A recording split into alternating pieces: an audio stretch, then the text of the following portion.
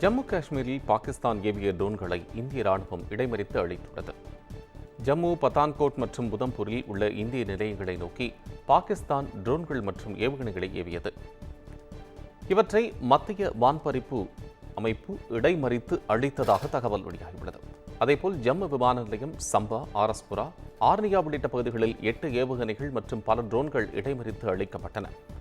இதனை ஆகாஷ் ஏவுகணை மூலம் இடைமறித்து இந்திய ராணுவம் அளித்துள்ளது. இருப்பினும் ஒரு ட்ரோன் ஜம்மு விமான நிலையத்தை தாக்கியதாக தகவல்கள் தெரிவிக்கின்றன. இந்த தாக்குதலில் உயிரிழப்புகள் எதுவும் ஏற்படவில்லை என்றும் தகவல் வெளியாகியுள்ளது.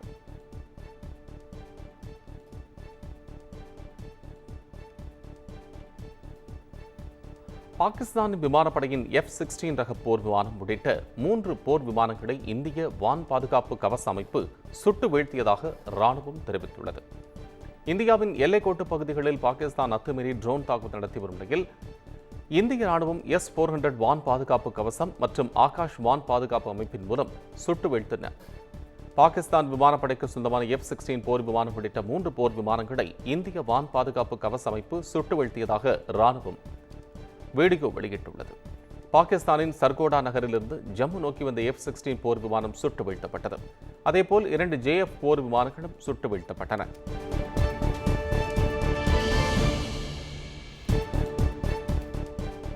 ஜம்மு காஷ்மீரின் பாரமுல்லா மாவட்டத்திற்குட்பட்ட உரி பகுதியில் குடிமக்கள் இருப்பிடங்களை குறிவைத்து பாகிஸ்தான் ராணுவத்தினர் தாக்குதல் நடத்தி வருகின்றனர்.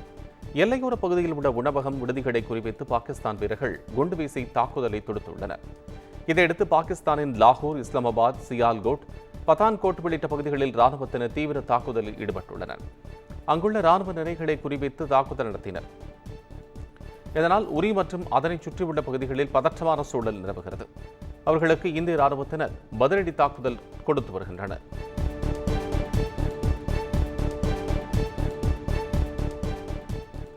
பாகிஸ்தானின் போர் விமானம் சுட்டு வீழ்த்தப்பட்ட நிலையில் அந்நாட்டு விமானியை கைது செய்துள்ளனர். எல்லைப் பகுதியில் உள்ள ராஜஸ்தான் மீது பாகிஸ்தான் தொடர்ந்து ட்ரோன் மற்றும் பீரங்கி தாக்குதல்களை நடத்தியது. இந்த தாக்குதலுக்கு இந்திய ராணுவம் தக்க பதிலடி கொடுத்தது. இந்நிலையில் இந்தியா நடத்திய தாக்குதலில் பாகிஸ்தான் விமானம் வீழ்த்தப்பட்ட நிலையில் ராஜஸ்தானின் ஜெய்சல்மர் பகுதியில் பாகிஸ்தானின் விமானி உயிருடன் சிக்கினார். இதையடுத்து பாகிஸ்தான் விமானி போலீசாரால் கைது செய்யப்பட்டுள்ளார்.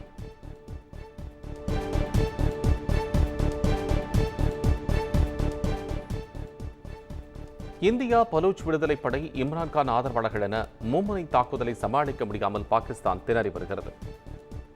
பஹல்காம் தாக்குதலுக்கு பதிலடியாக பாகிஸ்தானின் பல்வேறு பகுதிகளில் இந்தியா தாக்குதல் நடத்தி வருகிறது. இதற்கிடையே பலூச்சிஸ்தான் மாகாணத்தில் பாகிஸ்தான் ராணுவத்தினரை குறிவைத்து பலூச் விடுதலை படையினர் கடும் தாக்குதல் நடத்தினர். இதற்கிடையே இம்ரான்கான் ஆதரவாளர்களும் பாகிஸ்தான் ராணுவத்திற்கு எதிராக போராட்டம் நடத்தி வருகின்றனர். இந்த மும்முனை தாக்குதலை சமாளிக்க முடியாமல் பாகிஸ்தான் திணறி வருகிறது. இந்த சூழலில் பாகிஸ்தான் ராணுவ தளபதி அசீம் முனீர் பதவி நீக்கம் செய்யப்பட்டுள்ளதாகவும் தகவல் வெளியாகியுள்ளது.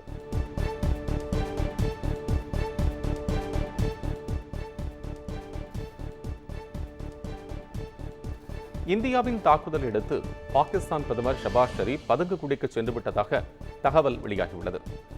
பாகிஸ்தான் தாக்குதலுக்கு பதிலடி கொடுக்கும் வகையில் இந்திய ராணுவம் அந்நாட்டின் தலைநகரான இஸ்லாமாபாத்தில் ஏவுகணை தாக்குதல் நடத்தியது. குறிப்பாக பாகிஸ்தான் பிரதமர் ஷபாஸ் ஷெரீப்பின் இல்லத்தின் அருகே தாக்குதல் நடத்தப்பட்டதாகவும் முன்னெச்சரிக்கை நடவடிக்கையாக அவர் பதுங்கு குழிக்கு சென்று மறைந்துவிட்டதாகவும் தகவல் வெளியாகியுள்ளது. மேலும் இந்திய ராணுவத்தின் சரமாரி தாக்குதலின் காரணமாக இஸ்லாமாபாத்தில் ஏவுகணைகள் விழுந்து வெடித்ததால் 16 இடங்களில் தீ விபத்து ஏற்பட்டதாக கூறப்படுகிறது.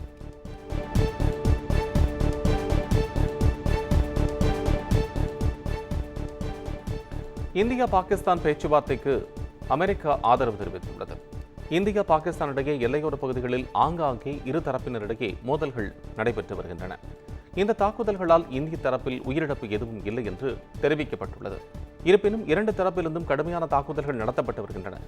இந்நிலையில் வெளியுறவு அமைச்சர் ஜெய்சங்கர் மற்றும் பாகிஸ்தான் பிரதமர் ஷபாஸ் ஷெரீப் ஆகியோரிடம் அமெரிக்க வெளியுறவுத்துறை செய்தி தொடர்பாளர் டாமி ப்ரூஸ் பேச்சுவார்த்தை நடத்தினார். மேலும் இந்தியா, பாகிஸ்தான் இடையே போரை நிறுத்துவதற்கான அவசியம் குறித்து எடுத்துரைத்தார். அதன் தொடர்ச்சியாக இந்தியா, பாகிஸ்தான் இடையே நேரடி பேச்சுவார்த்தைக்கு ஆதரவளிப்பதாகவும் தெரிவித்துள்ளார்.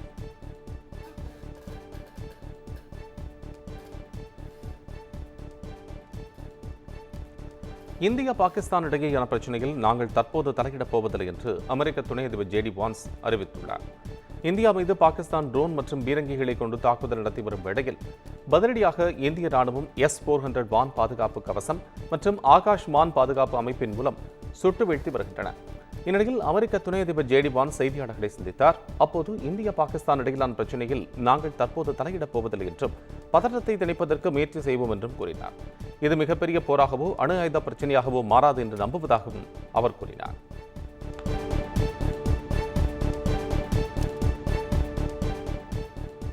பாகிஸ்தான் தாக்குதல் அடுத்து இந்தியாவில் உள்ள 24 விமான நிலையங்கள் மூடப்பட்டுள்ளன. பாகிஸ்தானில் உள்ள பயங்கரவாத முகாம்களை இந்தியா தாக்கி அழித்ததை அடுத்து நேற்றிரவு ஜம்மு, பதான்கோட், உதம்பூர் ஆகிய பகுதிகளில் பல ராணுவ நிலைகளை குறிவைத்து பாகிஸ்தான் தாக்குதல் நடத்த முயன்றது. இதையடுத்து பாகிஸ்தானின் ஏவுகை ஏவுகணைகள், ட்ரோன்கள் இடைமறித்து இந்தியா அவற்றை அழித்தது. போர் பதற்றம் ஏற்பட்டுள்ளதால் சண்டிகர், ஸ்ரீநகர், அமிர்தசரஸ், லூதியானா, ஷிம்லா உட்பட 24 விமான நிலையங்கள் தற்காலிகமாக மூடப்பட்டுள்ளன. அதேபோல் மும்பையில் உள்ள மிகப்பெரிய வர்த்தக துறைமுகமான முந்த்ரா துறைமுகமும் தற்காலிகமாக மூடப்பட்டுள்ளது.